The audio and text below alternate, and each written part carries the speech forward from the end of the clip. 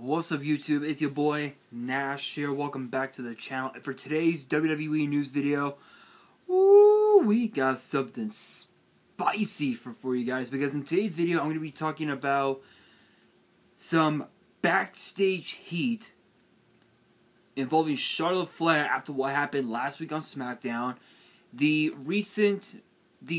current injury update on Io Shirai after what happened at Halloween Havoc this past Tuesday, WWE having a pay-per-view in the UK, or rather their date, the date for the UK pay-per-view for 2022 has been revealed, and this first one that I'm going to talk about, which is kind of sad, because I actually liked the dude, Greg Hamilton. If you guys have not. If you guys do not know who he is, or for those who have never seen SmackDown before, he was actually the ring announcer for NXT, which was all the way back in 2015. By the time the 2016 draft came around, he ended up jump shipping from NXT to SmackDown, in which I believe by that point Mike Rome ended up being the ring announcer for NXT for a bit, and then Caleb Braxton took over.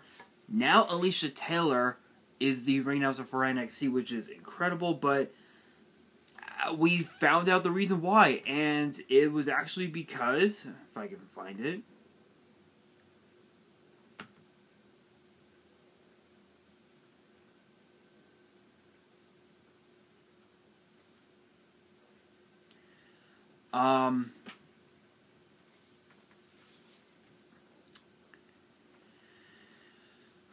this is kind of an interesting one, because apparently, and no copyrights here, you guys know how this works, but big shout out, of course. But this came just 2 days after he had threatened to sue a rapper named Westside Gunn. If you guys know who Westside Gunn is, let me know in the comments below. With WWE lawyers for sampling his voice. Apparently Westside Gunn was a consistent supporter of WWE in his music, and it seemed as if it was just another example of that, but Greg didn't see it that way. He was on he had took to Instagram and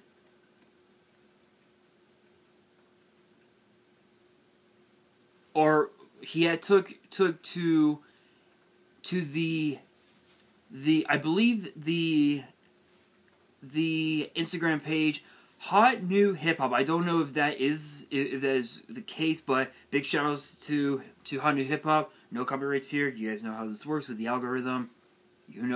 Y'all know what's up. Big shout out. He said, quote, "Well, at Westside Gunn, at Buffalo Kids Gallery, let's hope that since you stole my voice for your incoherent kindergarten fables, that you saved up enough delivering for DoorDash, because you are fucked," basically.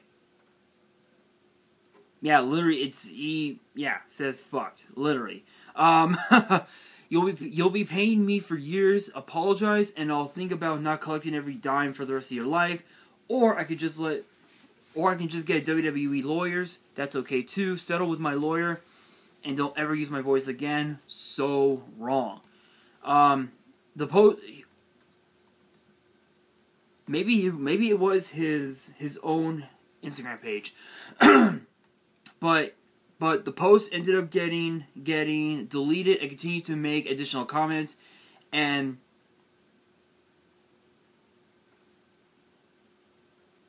yeah, it just got completely out of hand. So because of because of all that, WWE had to let him go. um,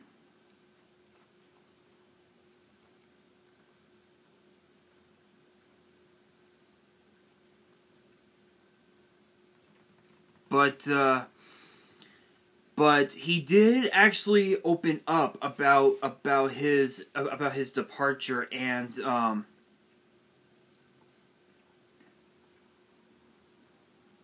he actually wrote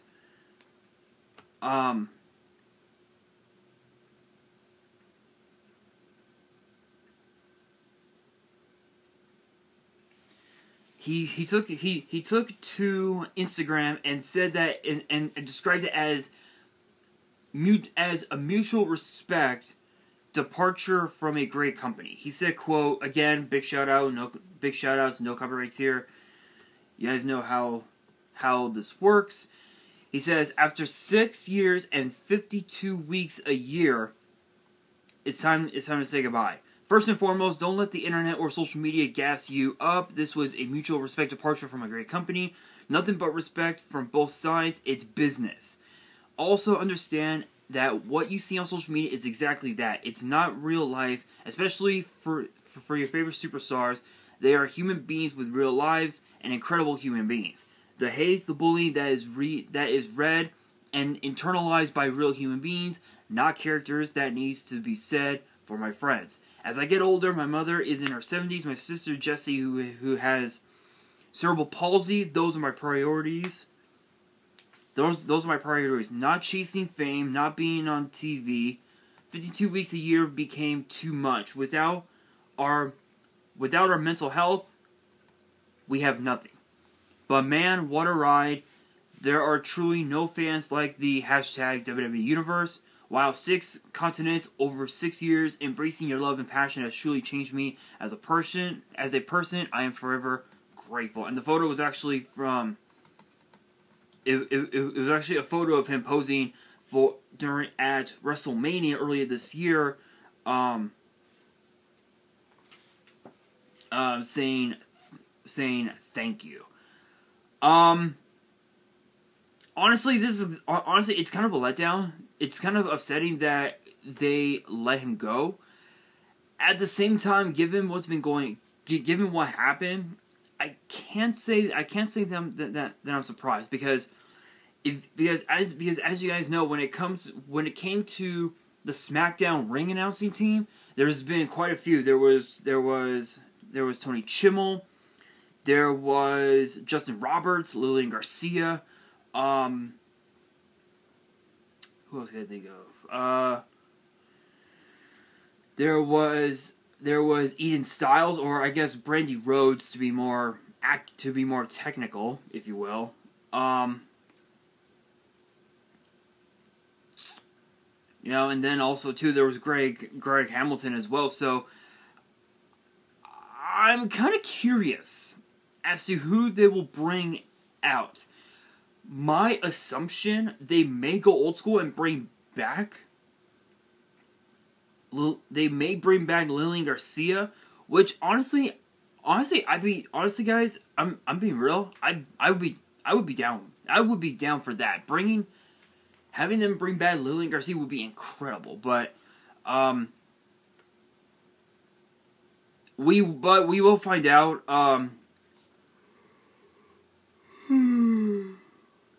Excuse me. We will find out in the upcoming. We will find out potentially tomorrow night on SmackDown. We will find out on SmackDown whether or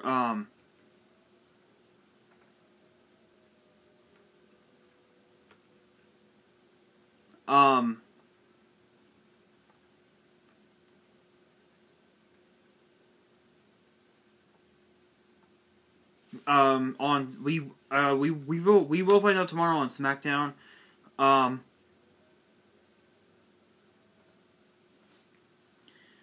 As far as whether or not we will get to see it, but yeah, only time will tell. Only time will tell. But We don't know anything.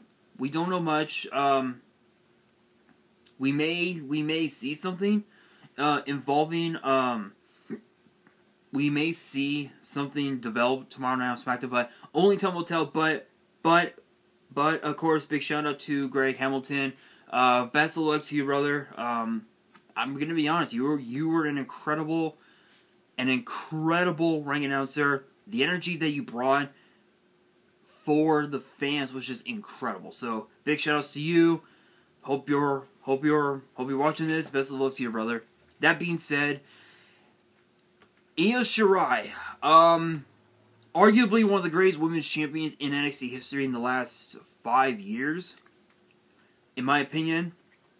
And there's been an update on what had happened to her. So, as you guys know, this past Tuesday on NXT's Halloween Havoc, it was a triple threat match for the NXT Women's Tag Team titles between Io Shirai and Zoe Stark, Indy Hartwell, and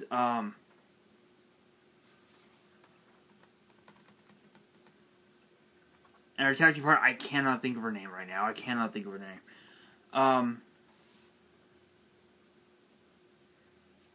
have to look it up on Instagram because I don't remember her name, honestly.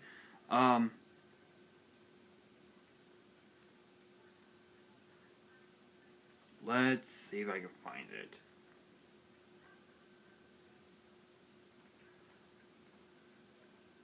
This might work. Let's see.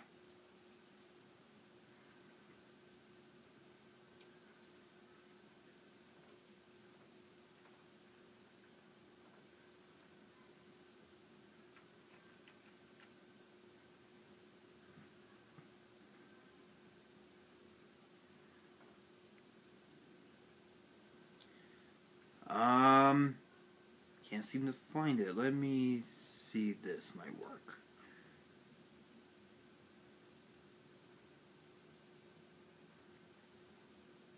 Persia Parada was her name. It took me a second, but Persia Parada was Indy's tag team partner, and then of course Toxic Attractions, Gigi Dolan and JC Jane. Hell of a match. It was a hell of a match between those three teams, but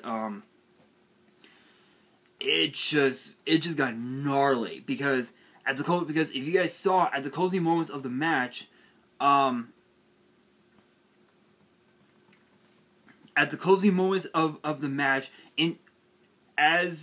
Io Shirai was about to grab the women's tag team titles, Indy Hartwell had pushed Io Shirai off the ladder, and she landed on the ladder that was literally stacked between the ring apron and the commentator's desk, and she took a nasty fall. That was a nasty ass fall, and that gave Toxic Attraction the chance to capture the tag team titles. But we do have apparently there's been an update on her condition, and as I just said, the bump that she took led to an understandable concern amongst those who were watching, myself included. However, PW Insider's Mike Johnson, big shout out, no copyrights here. You guys know how this works.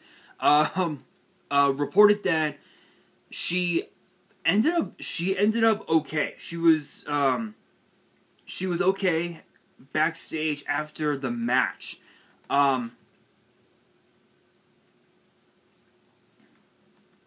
And crazy enough, Stark and Shirai had been tag team champions since the Great American Bash this past July. Where they defeated Candice LeRae and Indy Hartwell, the Way to be more exact, to win the gold. And they were champions for 112 days, which was insane. I believe that this would make them the longest reigning champions ever in NXT history when it comes to those tag team titles. So I mean, given how bad that fall was, I don't know. I don't know. I don't know. I have no idea, but if they say that she's okay, hey, you know what? It's all good. It's all good. But now apparently there's been updates on a WWE UK pay-per-view.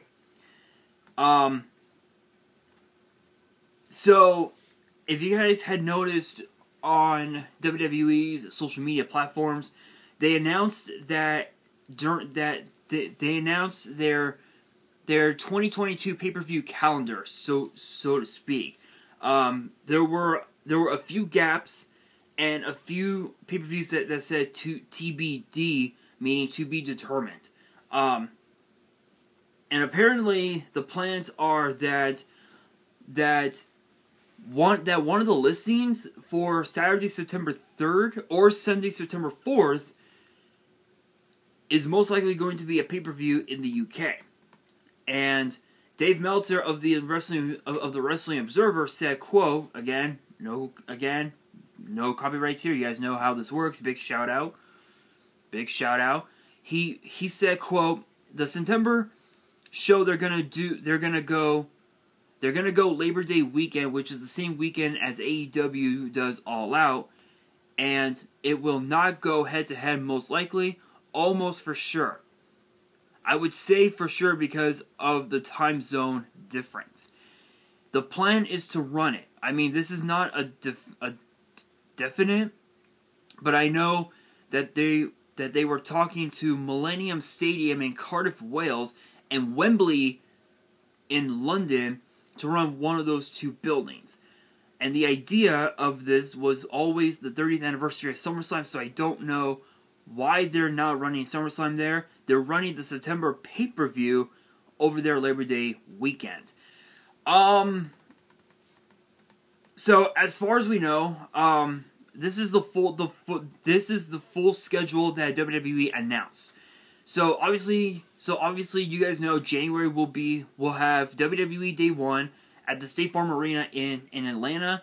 The end of January, the 29th, will be the Royal Rumble at the Dome at America's Center in St. Louis. Saturday, April 2nd and Sunday, April 3rd will be WrestleMania inside AT&T Stadium in Dallas. Sunday, May 8th will be some form of pay-per-view at the Dunkin' Donuts Center in Providence, Rhode Island. I presume perhaps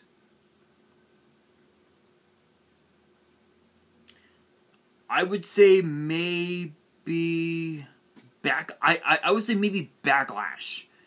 I would potentially say Backlash.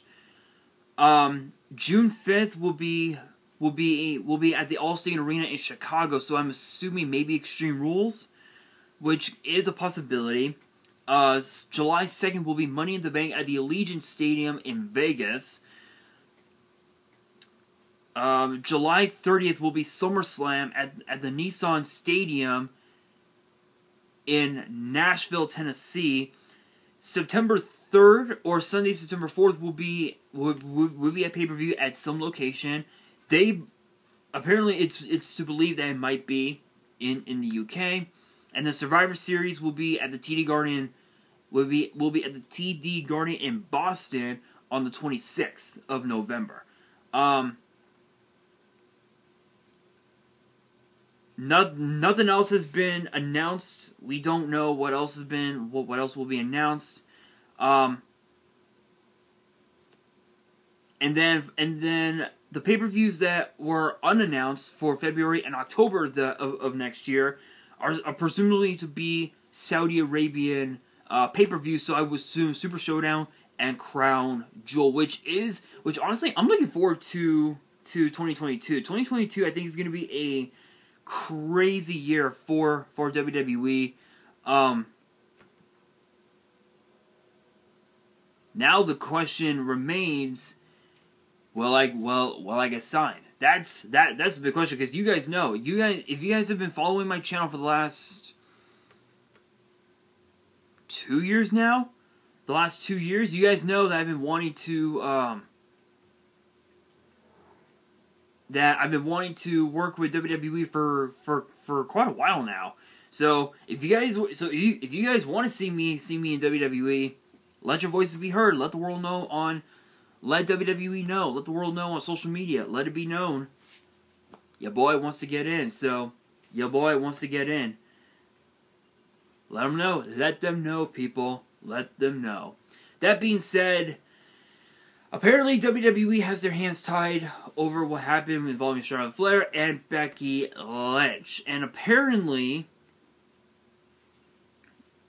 this will tie into something else that I saw.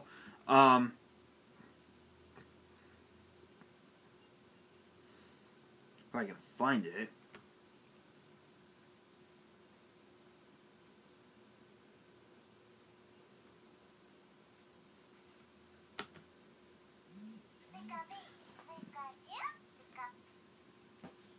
Sorry guys, my brother texted me. Now let's see if I can find that article. Hang on guys, it's gonna take me a minute.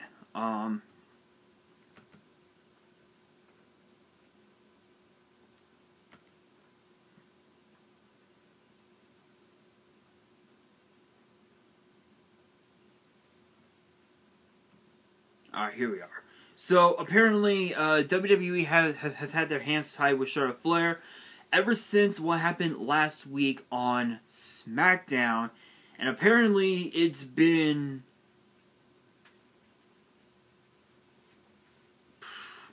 crazy. So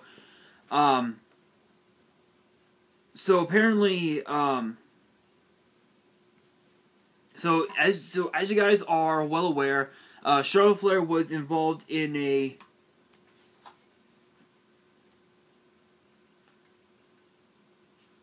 very heated backstage confrontation with Becky Lynch during last week's SmackDown episode, where they had planned a championship swap. Meaning, because that Becky Lynch was the SmackDown Women's Champion and was on Raw, and Charlotte Flair was on SmackDown as the Raw Women's Champion, they would have to swap titles. It didn't go as planned, because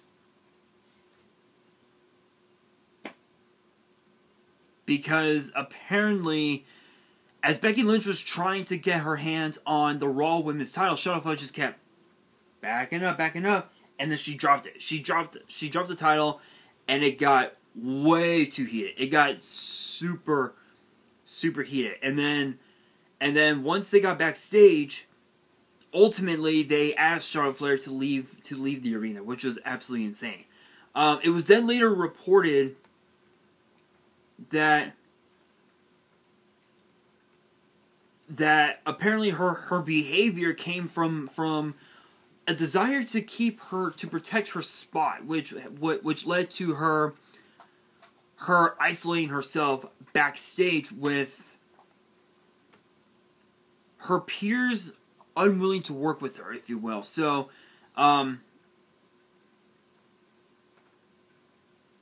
apparently according to one of Dave Meltzer's sources, so to speak, big shout out, no copyrights here. You guys know how this works, of course.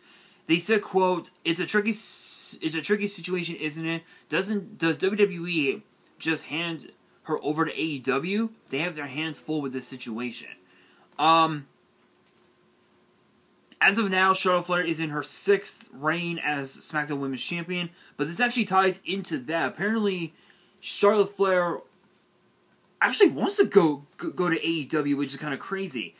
Why is that?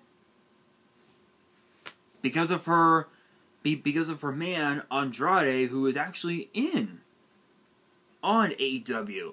PW Insider actually provided an update stating that Charlotte Flair was not present backstage at the AEW tapings in Orlando this past week, but she had been present in the past, showing her support for Andrade El Idolo, who actually works for AEW. So it's obvious that Charlotte wants to go to AEW, but also because of the fact that her father has actually been wanting to go there as well. Big shout out to PW Insider. No copyrights here. You guys know how this works. Gotta shout him out. Shout him out. But yeah, apparently the reports also noted that that those within her circle were privately pushing the idea of Flair trying to get out of her contract with WWE currently, but realistically, it's not expected to happen as of right now because of the fact that she's now in she's now the SmackDown Women's Champion, and supposedly at Survivor Series she's set to go up against Becky Lynch, which could mean we may see a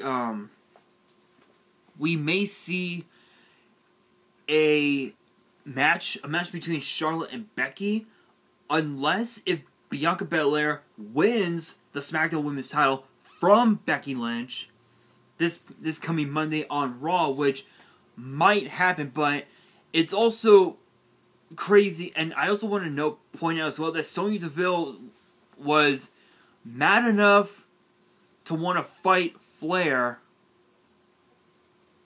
at the show. I assume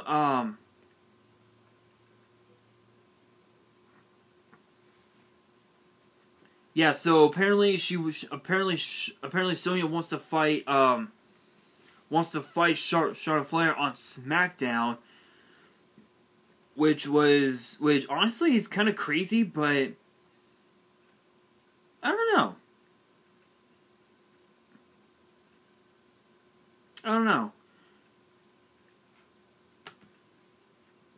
But I'm not so sure. I don't know if they would allow her to do it because she's management now, but only time will tell. But that brings me to the question of the day.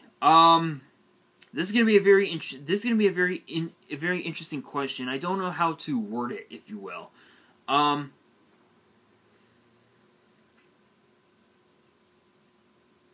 you know what? I got that. How about this? How about this question? I was gonna word it in one way, but I decided to word it this way. Who do you guys want to see take the SmackDown Women's title off of Charlotte Flair? Let me know in the comments below, and that is going to do it for this video.